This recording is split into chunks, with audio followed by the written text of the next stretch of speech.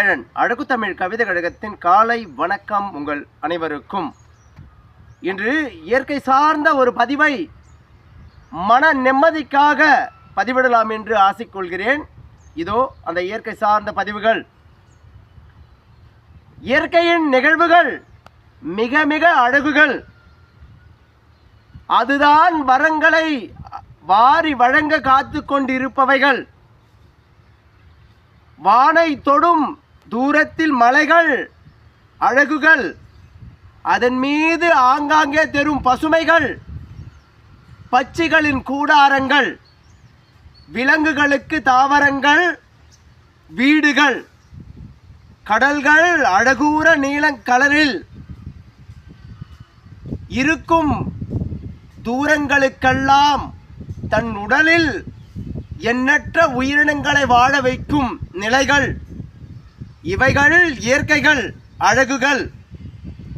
எங்கும் பசுமைகள், இதமான தென்றல்கள் தரும் அழகுகள், உயிரினங்கள் வாழ்வதற்கு ஆதாரங்கள். அனைத்து நிகழ்வுகளும் இயற்கை சார்ந்துதான் தொடர்ந்து கொண்டிருக்கின்றது. என் உறவுகளே, ஒரு பொழுதும் இயற்கையின் ஊண்டுதல் இல்லாமல் நம் அடுத்த அடி வைத்துதல் நிகழாது. நினைவுக்குள் கொள்ளுங்கள், இயற்கை எப்பொழுதும் நமக்கு சாதகமாகத்தான் எதையும் செய்யும். அதை பாதகமாக மாற்றிக்கொள்ள நம் மனம்தான் விரையும்.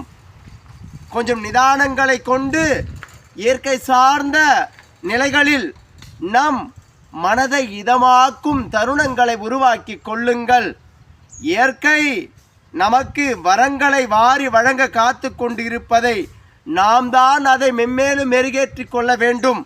இயற்கை போல் ஒரு அருமருந்து மனித குலத்திற்கும் கிடையாது, அனைத்து உயிரினங்களுக்கும் கிடையாது. வானை பாருங்கள், மழை தண்ணீரை தேக்கி வைத்து கொண்டு பருவம் மாறாமல் வந்து பொழிகின்றது. சில நேரம் பொய்த்து போகலாம், அது அதன் போக்கில் மாறி விடாது. நிச்சயம் அது அதன் தன்மையில் மழையாக வந்து பொழியும். என் உறவுகளே, நதிநீர் இன்று காய்ந்து போய் கிடக்கலாம், நாளை அங்கு நதி போடும், அங்கு மீன்களும் துள்ளி ஆடும். அழகு கோலங்கள் நம் கண்களுக்கு தென்படும். இவைகள்தான் இயற்கைகள். இயற்கை சார்ந்த இடங்களை தேர்வு செய்து உங்கள் மனதில் அதில் இழப்பாறும் நிலை செய்து கொள்ளுங்கள்.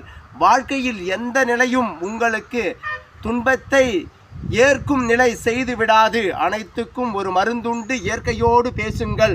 இயற்கையோடு